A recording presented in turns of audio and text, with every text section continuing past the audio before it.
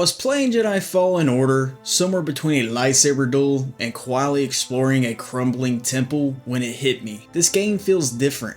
Not just good, not just polished, it stands out. In a franchise packed with noise, nostalgia, and uneven storytelling, Fallen Order quietly does what so many other Star Wars projects have forgotten. It earns your trust. It respects your intelligence, your love for the universe, and your desire for meaning behind the action. So today, we're diving deep into what makes Jedi Fallen Order a rare gem in the galaxy far, far away. From story and characters to combat and legacy, this game didn't just succeed, it reminded us what Star Wars can be when it's in the right hands.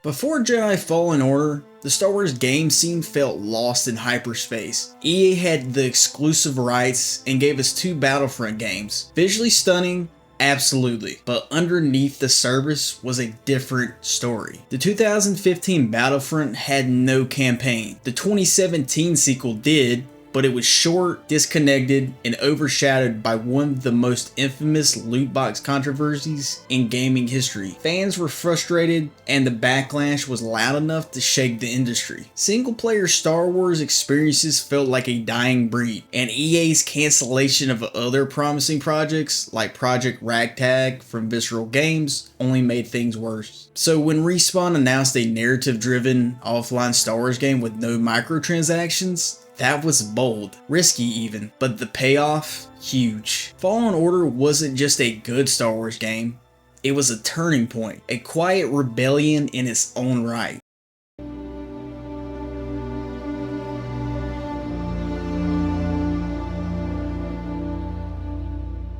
Jedi Fallen Order brought back something we hadn't seen in years, a classic Star Wars hero's journey, rooted in growth, pain, and redemption. Cal Kestis isn't a mythic figure or a Jedi prodigy. He's broken, hiding, and in a galaxy that feels like it's already lost, he's just trying to survive. From the moment we meet him on Bracca, salvaging ships and hiding his identity, we know this is a different kind of Jedi story. And his journey is slow, purposeful. Cal doesn't just pick up the Force again like flipping a switch. He has to work through trauma, confront the ghosts of the past, and relearn who he is. Every new Force ability unlocked is tied to an emotion. Fear, memory, trust. It's elegant game design that mirrors character development, rare and refreshing. This stands in sharp contrast to characters like Rey from The Force Awakens. While Rey's potential is clear, her almost instant mastery of the Force felt unearned to many. Within one film, she outmatches Kylo Ren,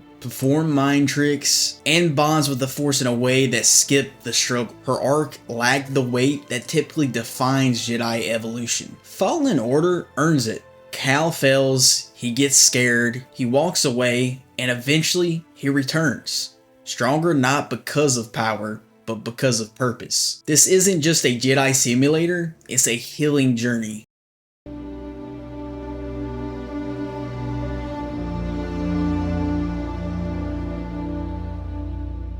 Let's talk gameplay, because this game isn't just smart narratively, it's fun, really fun.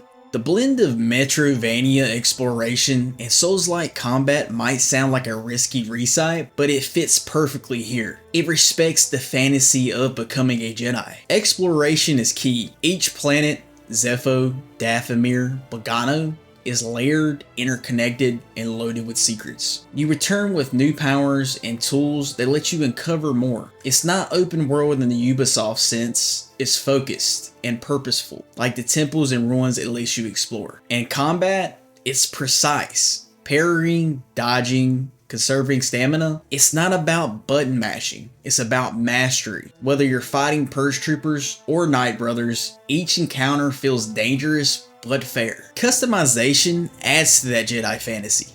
Switch up your lightsaber colors, hilts, and BD1's look. It's subtle, but it makes the experience yours. Even traversal, climbing, double jumping, wall running, feels like an extension of the Force. It's not just platforming, it's freedom. it's expression. Gameplay here isn't just about progressing, it's about feeling what it means to be a Jedi in exile, rebuilding from nothing.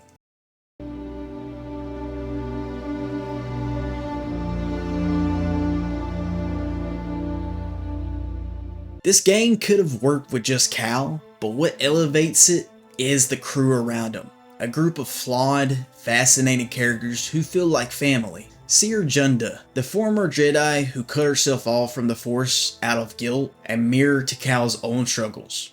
Her backstory is one of betrayal, loss, and deep remorse. But it's her resilience and willingness to mentor Cal that gives the story emotional weight. She's not perfect, and that's exactly why she works. Grease Drydas, the grumpy pilot with a heart of gold. He's comic relief, sure, but he's more than just a funny sidekick. Grease is a coward who finds courage, a loner who finds a family. His anxieties, quirks, and moments of bravery make him one of the most human non-humans in the galaxy. BD-1, arguably one of the best droids in Star Wars history. Expressive, helpful, and genuinely adorable.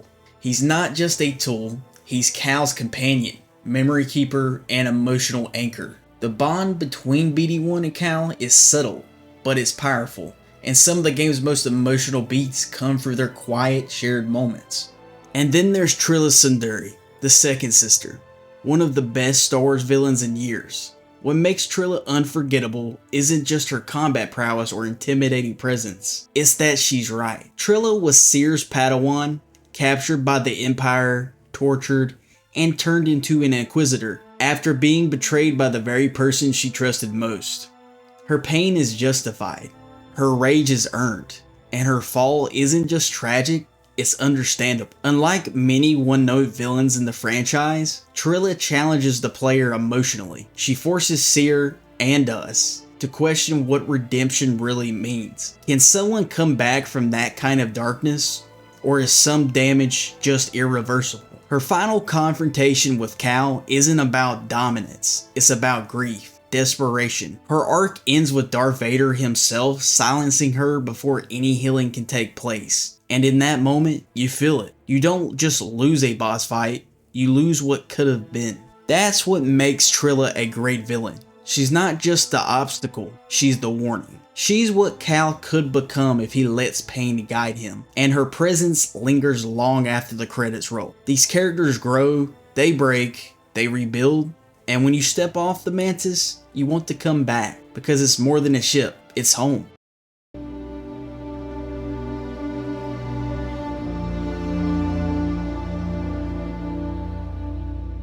Plenty of Star Wars media has tried to use nostalgia, but not all of it has earned it. The Rise of Skywalker, for example, leaned on past glories without anchoring them in meaning. Palpatine returned out of nowhere, Lando popped in, Han appeared as a memory, and none of it felt grounded. It was a spectacle for the sake of recognition. Fallen Order takes a different path. It earns its callbacks.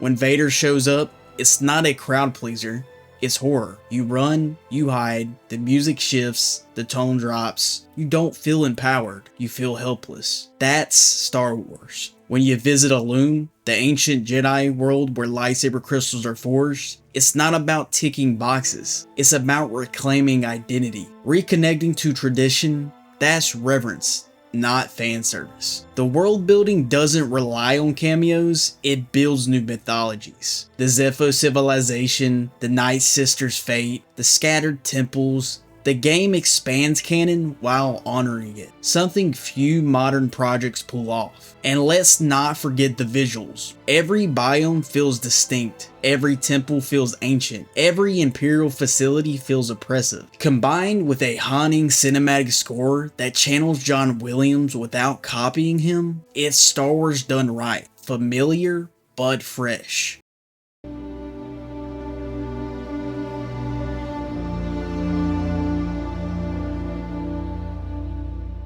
Jedi Fallen Order did more than succeed. It shifted the culture around Star Wars games. It showed the industry that players want strong single-player stories, no battle passes, no DLC traps, just a complete experience with heart, stakes, and payoff. It reminded developers that you don't need to reinvent the wheel. Just respect the player and the universe they care about, and people will show up. The game's success laid the foundation for Jedi Survivor, sure, but it also reinvigorated fan trust. After years of frustration, Fallen Order gave us something we could rally around. Games like God of War, Spider-Man, Ghost of Tsushima, Fallen Order belongs in that company. It didn't just reawaken the Force, it reawakened faith in this galaxy and showed that there's still room for soulful stories, meaningful challenge, and genuine character arcs. This wasn't just another Star Wars game, this was the one that got it right. If you haven't played it, now's the time.